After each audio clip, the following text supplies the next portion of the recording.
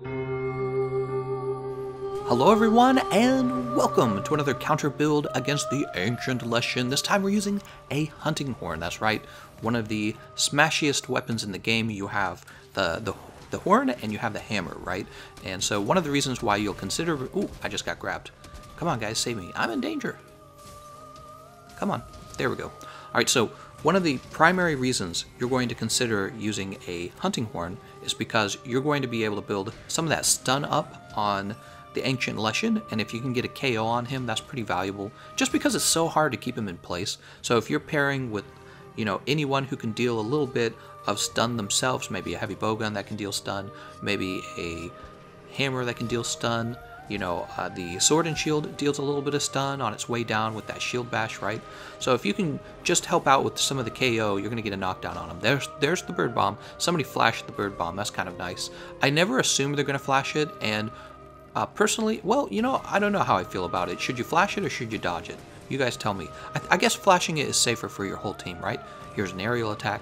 Yeah, you want those aerial attacks. You're going to build up some aerial damage, some mounting damage, I mean. And then you're going to get a mount on the monster. And he is trying to knock me around, but we have so much healing going on. It's really hard for him. You'll notice in my fast item bar there, I have the health booster ready to go down. What do we have here? I've got dragon pods. Oof. I'm just going to be shooting him with the dragon pods to give my team some interrupts. I'll drink a mega potion here. So this is a wide range build, if you haven't noticed. The sword and shield user in this case is also a wide range build. And here you can see I'm reactivating my self buff because it ran out. The sword and shield user is stunned. Okay, he's alright. Whew, those root attacks. They're so hard to... I don't know, they're very hard to like understand where the hitbox is. They're just very confusing looking. They're very busy looking, aren't they? Right? They're like confetti. So we're climbing this cliff because I'm going to shoot him with the dragon pods, and, well, I think I wanted to do a jumping attack, but I did not. Because he already teleported away, which is exactly what he does. Testing out the performance as an aerial attack. Here's the attack up extra large buff, and that's the real beauty of using a hunting horn against Ancient Leshen, right? So we've talked a little bit about mounting damage, we've talked a little bit about stun KO. Both of those things are going to be valuable against him, but the real reason you're taking a hunting horn is because you're going to be bringing attack up extra large. So you're going to do three things, all right? This is all the information you really need. You're going to do these three things.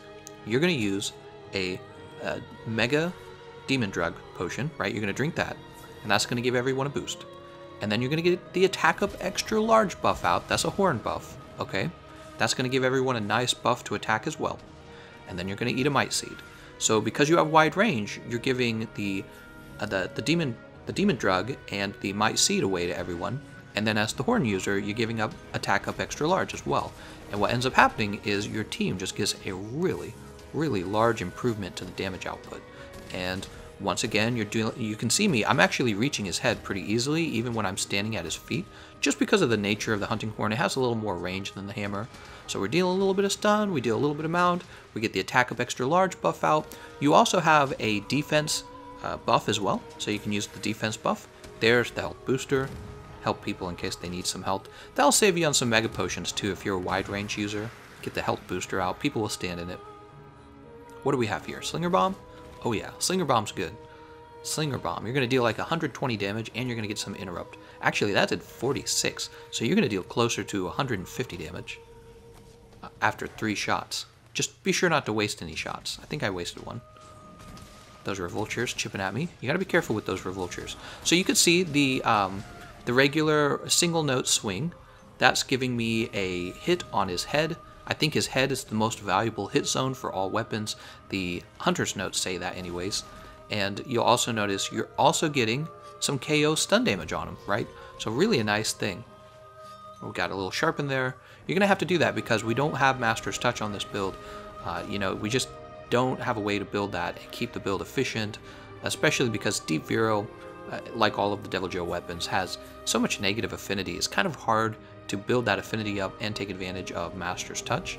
In this case, we're trying to get the wide range, right? So you can actually see, you can actually get an idea of how I'm getting wide range on a build. look at my legs. That's the Lunastra legs. So that's the Lunastra Alpha legs, right? Because Lunastra Alpha is going to give you, in a really efficient way, it's going to give you health boost, and it's going to give you wide range. One of the most efficient pair of legs for building wide range in the game. The other thing I could have gone with is the Lunastra Gamma helmet. There we go. But this is not a horn where you want to build peak performance, because you'll be putting most of your medium decoration slots toward fixing the affinity, which is the reason we took her Van Braces instead. The Van Braces are giving us 2 more levels of wide range, and that's pairing with the legs, and then we just get 1 decoration, and that finishes it. It finishes off the friendship skill, right?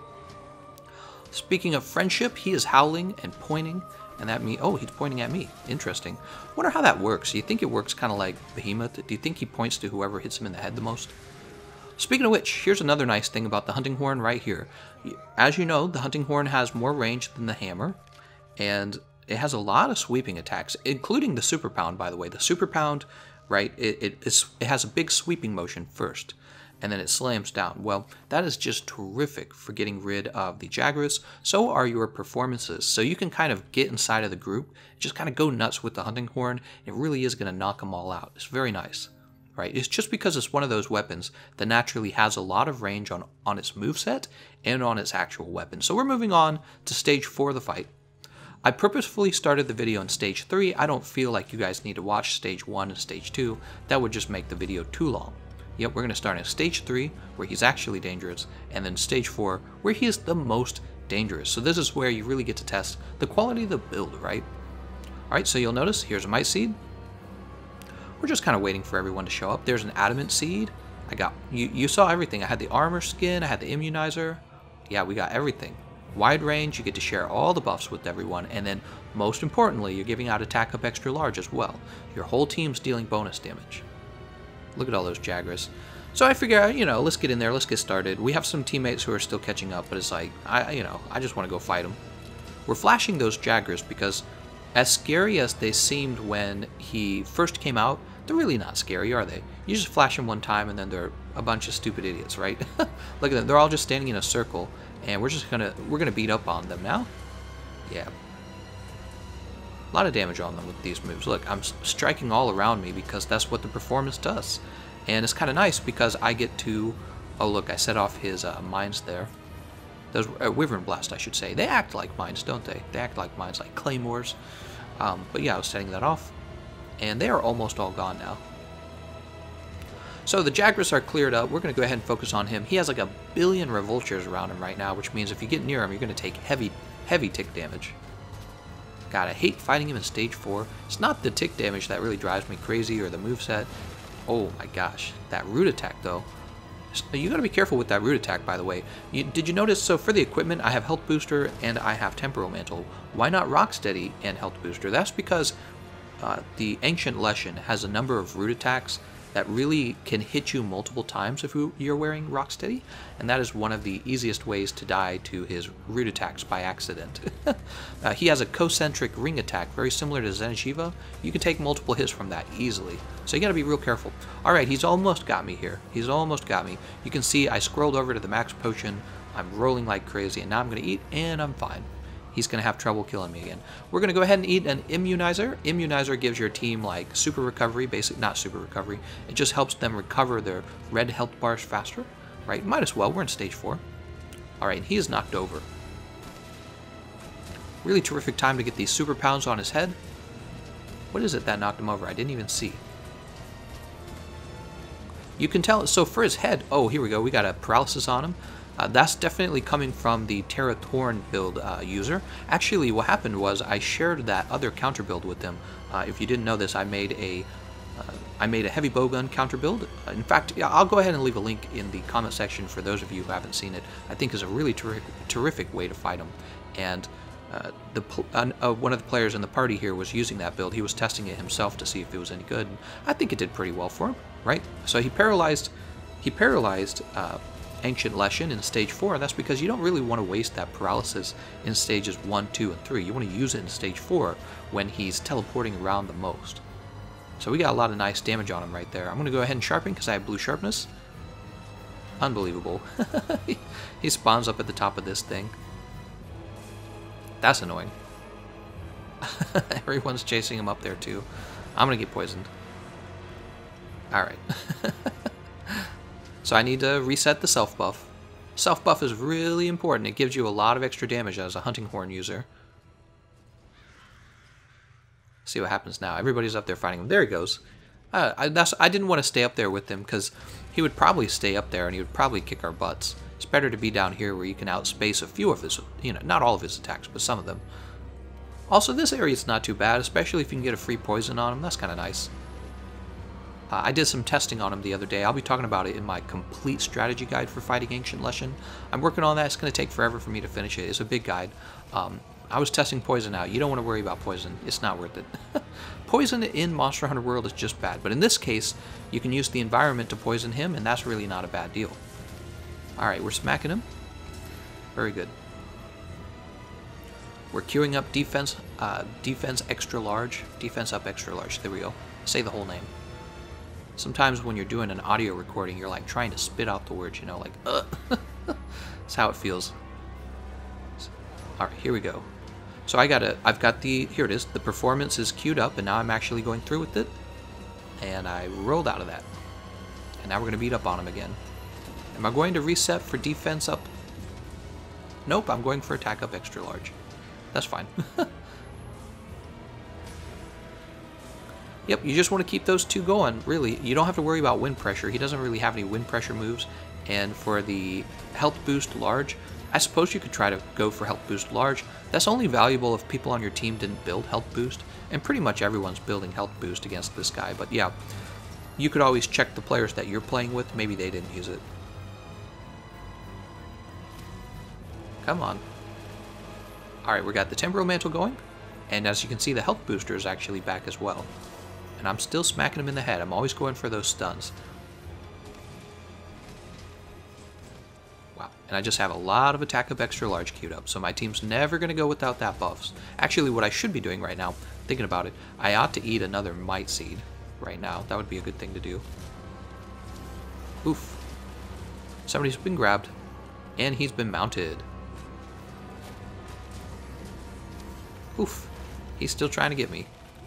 He can still be dangerous even after he's mounted. He uses, the move he uses is that concentric ring attack. So you kind of have to stay away from him. Look at all this damage. So much, man. It's a little sad. I have the blue sharpness bar just as he's going down. I kind of wish I had the white sharpness bar, but that's one of the costs of having a weapon that loses its sharpness. That's why weapons that have a built-in white sharpness bar, even when they're going up against a high raw weapon, it can still be advantageous to have a weapon that maintains its white sharpness rather than a weapon with high raw. So I think he fell off. I did not see the Ancient Leshen go down, but it doesn't matter because the Ancient Leshen is dead. And we did it in 23 minutes. I think that's a pretty reasonable amount of time. Let's go ahead and take a look at the build. Alright. Wide range 5, health boost 3, weakness exploit 3, handicraft 3 of course, maximum might 3, crit eye, and we only need 2 levels of crit boost because we're not getting enough affinity. The other thing you'll notice is I had crit draw on the build, and that's because, you sheath a lot in order to heal your teammates, and when you bring your weapon back out, you're going to get pretty much 100% affinity on your next strike. So I thought that crit draw would be alright. If you want a different skill, feel free to trade it out. Let me know what you think of this counter build. I have a few more coming, and once again, I am working on that Ancient Leshen complete strategy guide. I'm going to thank you all for watching, and I'll see you guys next time.